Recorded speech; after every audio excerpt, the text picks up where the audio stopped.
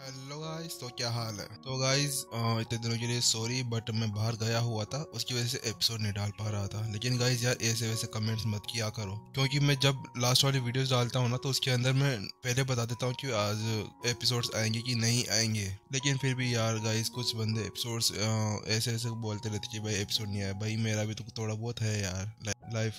तो कल परसों मेरे क्या बोलते, बहुत ज्यादा काम आ रखा था, इसकी वजह से एपिसोड नहीं आ रहे थे। और मैं बाहर भी था, ठीक है, टाइम निकाल के मैंने वीडियोस भी बनाए थे। लेकिन भाई कोई 2 एपिसोड बोल रहा है, कोई 3 एपिसोड बोल रहा है, तो मैं क्या करूँ बताओ। इसलिए गाइज वीडियो पूरा देखा करो, लास्ट वाला। तो उसके अंदर लास्ट में मैसेज भी डाल देता हूँ कभी कभी, उसी वजह से। तो ठीक है गाइज, बिना किसी देरी के आज का एपिसोड शुरू करते हैं। तो जैसा कि हमने लास्ट एपिसोड में देखा था, उन सभी लोगों को एक ऐसी कलाकृति चाहिए थी जिसके अंदर आत्मा हो, और उसी के लिए सभी चर्चा करने लगे थे।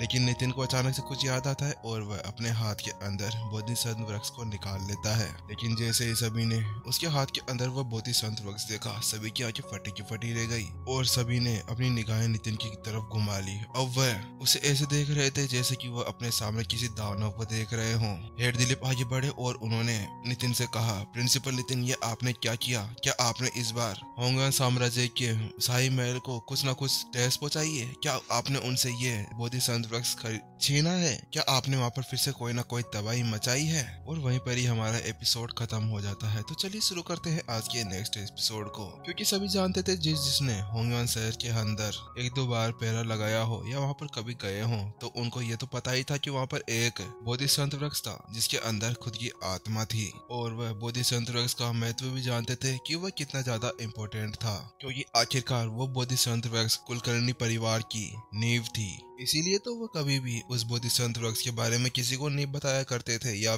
फिर किसी को उसके पास में जाने का मौका भी नहीं देते थे। तो फिर उधार लेने की तो बात ही छोड़ दो। और इसीलिए इसी वजह से तो उनके मनों के अंदर ऐसा भय आ गया था कि नितिन वहां से इस बोधिसत्व वृक्ष को छीन कर लाया था। वहीं दूसरी तरफ जब नितिन ने उनके मुंह से वह बात सुनी, उसके तो पैर ही लड़खड़ा गए और उसने कहा, नहीं नहीं, मैंने ऐसा कुछ नहीं किया। क्या आपको हमेशा ऐसा लगता है कि मैं ऐसा कोई काम करता फिरूंगा? अरे मेरे को भी दिमाग है, मैं ऐसा नहीं कर सकता। नितिन अभी अपना मुंह सुजाए हुए था और वह उन सभी से ऐसा कह रहा था जैसे कि एक मासूम बच्चा कोई शैतानी करने के बाद में अपने पेरेंट्स से कह रहा हो कि उसने ऐसा कुछ भी नहीं किया था। लेकिन आखिरकार शैतान बच्चे को तो सब जानते थे कि वह कोई शैतानी कर कर ऐसा जरूर बोलेगा, और इसीलिए अभी भी उन सभी को नितिन के ऊपर कोई भरोसा नहीं था। फिर नितिन ने कुछ देर के लिए उनको समझाया, उसके बाद में उन सभी ने राहत की सांस ली, क्योंकि वास्तव में अगर नितिन ऐसा कुछ करता तो उसके द्वारा पवेलियन मास्टर के ऊपर से होंगवान शहर का पूरा तरह से भरोसा ही उठ जाता और उन दोनों के बीच में लड़ाई भी हो सकती थी। अब लेकिन उन सभी के मन के अंदर एक खुशी भी थी, क्योंकि अब उनको खुशी थी कि वह इस बोधिसत्व वृक्ष का यूज करते हुए इस रेत के काले तूफान को आराम से पार कर पाएंगे।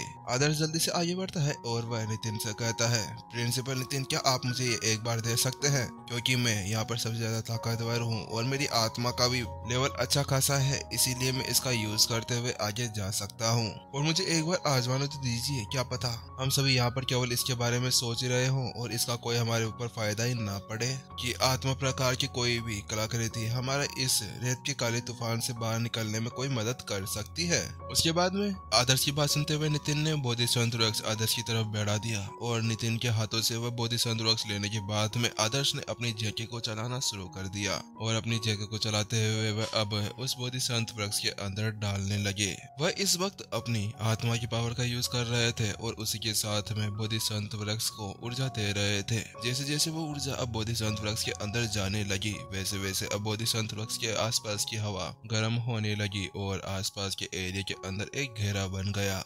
मानादिप बोधिसत्व वृक्ष केवल आत्मा को पोषित करने के काम में आता है, लेकिन अगर इसके अंदर कोई भी अपनी एनर्जी को डाले तो उसके बाद में ये बहुत अच्छा साधन भी बन सकता है, क्योंकि इसके बाद में इसके अंदर से बहुत ज्यादा ऊर्जा बाहर निकलेगी। और सारी तैयारी हो जाने के बाद में फिर आदर्श ने उस रेत के काले तूफान के अंदर अपना पहला कदम रखा और जैसे ही उसने अपने पहले कदम को अंदर रखा ही था। आसपास की पूरी हवा उस बोधिसत्व वृक्ष के आसपास आने के बाद में पूरी तरह से थम गई थी। जहाँ जहाँ पर वह गोल कलर की शील्ड बनी हुई थी उसके अंदर वह काली रेतीली तूफानी हवाएं अंदर नहीं आ पा रही थी, और जिसके कारण आदर्श अब उस रेतीले तूफान के अंदर आगे जाने में कामयाब हो गया था। जैसा कि प्रत्युषा ने कहा था, वास्तव में वैसा ही हुआ कि आत्मा प्रकार का कोई भी कलाकृति गुमनामी के काले रेत के तूफान के खिलाफ कार्य कर सकती है। नितिन अपने मन ही मन में सोच रहा था कि वास्तव में ऐसा कुछ हुआ होगा कि उन अलौकिक राक्षसों को पहले ही पता होगा कि यहाँ पर इस प्रकार की कोई परीक्षा होगी जिसको पार करने के लिए उन्हें आत्मा लेवल के हथियारों की जरूरत होगी। इसीलिए वह जब वहां से आए थे तो उनके साथ में वह पहले से ही उन आत्मा लेवल की कलाकृतियों या हथियारों को लेकर आए थे, जिसके कारण ही वह यहाँ से आगे बढ़ पाने में कामयाब हुए। वहीं दूसरी तरफ आदर्श को इस तरह से उस रेत के काले तूफान के अंदर आगे बढ़ते हुए देख सभी लोगों की आंखें भर आई थी। अब उनकी आंखों के अंदर खुशी के आंसू थे, जहाँ पर वह सभी अभी इस तरह से व्याकुल हो रहे थे और इतनी ज्यादा खुशी मना रहे थे। वहीं दूसरी तरफ नितिन अपने अलग ही ख्यालों के अंदर खोया हुआ था, क्योंकि अचानक से उसके मन के अंदर कोई रहस्य आता है और वह उसी के बारे में सोचने लगता है।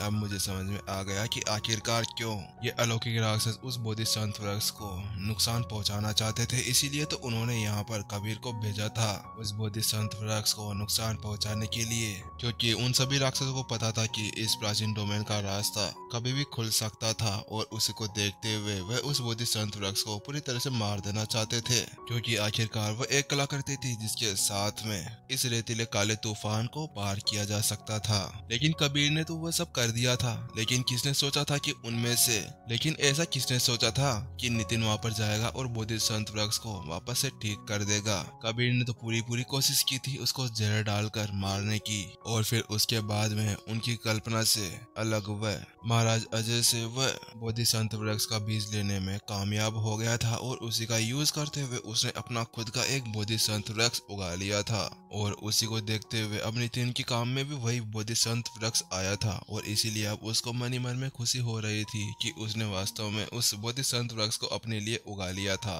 जहाँ पर नितिन अभी तक भी उस सोच के अंदर डूबा हुआ था और उसी के बारे में सोच रहा था, वहीं दूसरी तरफ आदर्श भी अब उस रेत के काले तूफान से वापस आने लगा था। उसकी छवि दूर से ही देखी जा सकती थी। कुछ समय बाद में वह भी अब उन सभी के पास में लौट आया। इस समय जो सभी वहाँ पर खड़े थे वह आदर्श को देखकर जितने ज्यादा खुश थे, वहीं दूसरी तरफ आदर्श के चेहरे का रंग पूरी तरह से उड़ा हुआ था, और ऐसा लग रहा था कि किसी ने उसके अंदर से पूरी तरह से एनर्जी को चूस लिया हो। बिल्कुल थका हारा, और देखने से ऐसा लगता जैसे कि उसने कई सालों से कोई खाना ही नहीं खाया हो। आदर्श वहाँ पे आता है और जमीन पर उस बोधिसत्व वृक्ष को रख देता है, और उसके बाद में वहीं पर ही लंबी लंबी सांसें लेने लगता है, और कुछ देर के आराम के बाद में वह उन सभी से कहता है, हाँ मानना पड़ेगा ये बोधिसत्व वृक्ष हमारे लिए काम तो आ सकता है इस रेत के काले तूफान के अंदर जाने के लिए, लेकिन इसको चलाने के लिए कम से कम आत्मा बहुत ज्यादा ताकतवर होनी चाहिए, क्योंकि इसको चलाने के लिए आत्मिक ऊर्जा की बहुत ज्यादा जरूरत होती है, और ये हमारी आत्मिक ऊर्जा को बहुत ही ज्यादा जल्दी खींचने लगता है। और मेरी वर्तमान ताकत के साथ में मैं इस